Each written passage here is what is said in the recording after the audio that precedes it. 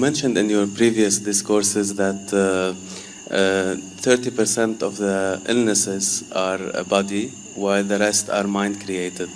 I just want to know, in case you do get an illness, how do you know that it's mind-created or it's of the body?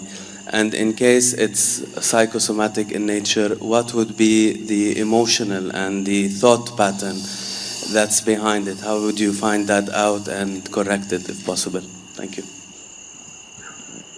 Suppose your right hand gets up and does funny things and smashes you, pokes your eyes, do you have an ailment or no?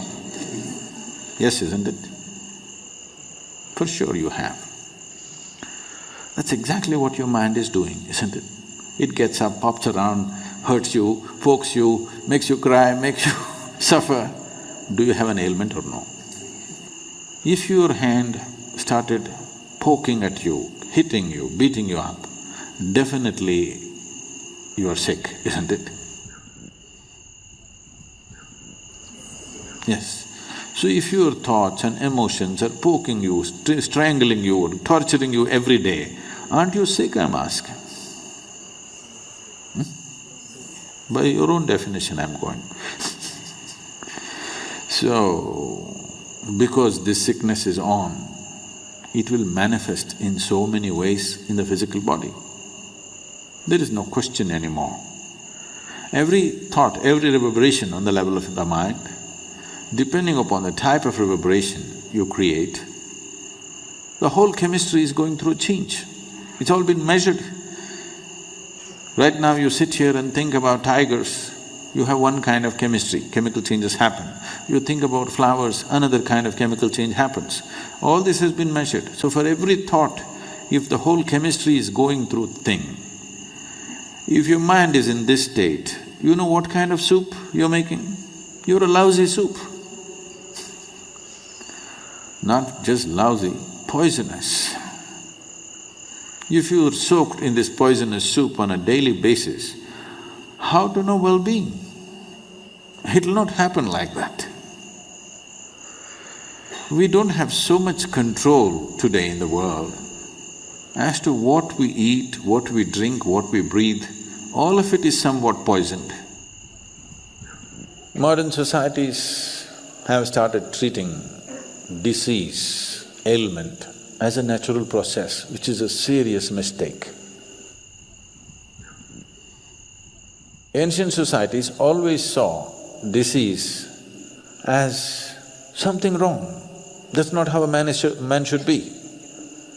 A human being should not be in any state of illness, because illness means something fundamentally wrong.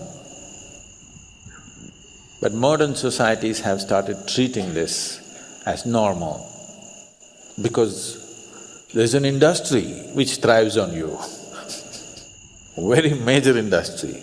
The second largest industry on the planet is pharmaceuticals.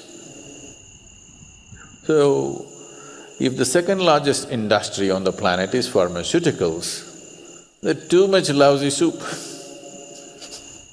isn't it? Every day you have to add something to this to make it… No. If you're willing, we can make this into a very wonderful soup. The chemistry is in a fantastic state. To be blissful is natural. If you do this, believe me, 70% of the ailments will vanish from the planet. Another 30%, there are many external influences which are not always in control. You cannot control that, only to some extent. So, if you are constantly creating a nasty chemistry within you, how is life within you supposed to understand you're seeking well-being? How? It's just unfair. Life within you thinks, he likes ailments and gives it to you. Yes? If you're poisoning your system from within, for which there is substantial proof, for every thought and emotion, the chemical composition of your body is changing, if you're creating poison from within you and you want to live well, how is it? Life doesn't work like that. Unless you do right things will not happen to you. So I was in America and some people, they have a big problem with the word guru. It's a four-letter word. They don't mind the other four-letter words. This four-letter word is a guru. Why are you a guru? This is what a lady asked me. Why are you a guru? Oh.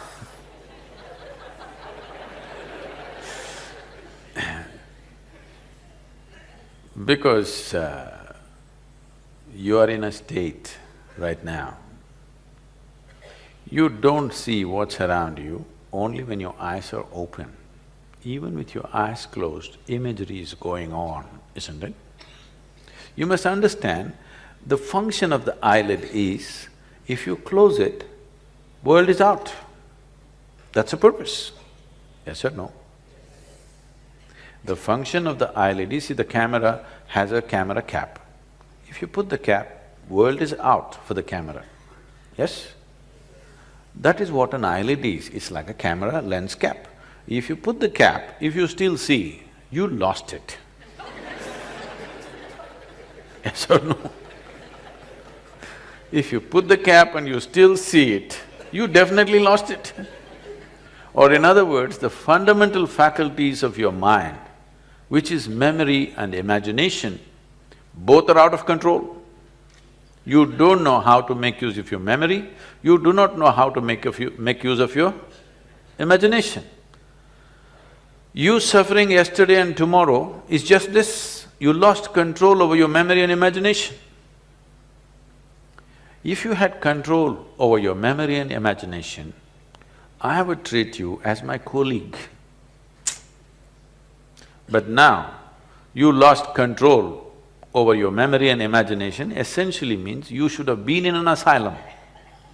Because there is not enough infrastructure. Instead of being in a mental asylum, you're in Mumbai. Yes, you lost control of your memory and imagination means you have no ability to make use of the faculty of the mind in the way you could if you had control over these two things. Something is happening, your idea of success is you made a living, okay? You made a living little better than your neighbor. Your neighbor has a Maruti, you have a Mercedes. This is your great success. Suppose tomorrow we distribute Mercedes to everybody, you wouldn't want to get into it, yes? So you have no appreciation of the technology of Mercedes. Your only thing, you see, because I was in conversation with Ratan Tata, who is into auto industry. More than the industry, he's a passionate auto person, okay? So once we sat together, we were not talking spirituality or business, we were talking only cars and mobile, machines. So, when we are looking at these things, see, the thing is just this. If you look at the advertisements in the newspapers for cars, I look, okay, any new model, I'm looking it up. I'm not intending to buy it, but I'm interested to know what is coming, what is going. I look at it, they say leather seats, wood finish in this thing, paint job like this. I'm looking, what's the engine, what's the transmission, what is the gearing system, what's the gear ratio, I want to know. Nothing. Only leather, paintwork, stereo system. God damn it, this is not what makes a car. This is a living room.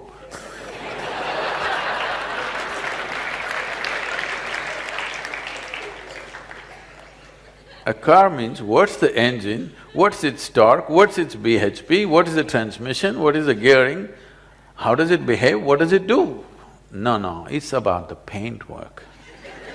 Because the car is about how shiny it is and how it blinds your neighbor, Unfortunate.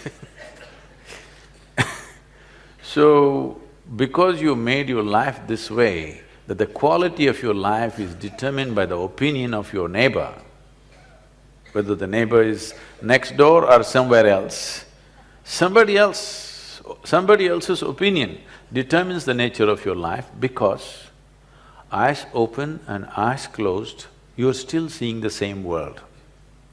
You have to at least come earn this much in your life. If you put the lens caps, it should be over. Yes? You should not see anything. If you see things, that means you lost it. Don't think you become spiritual. No, Sadhguru, when I close my eyes, I see Shiva, you definitely lost it. You're not just a nut, you're a religious nut.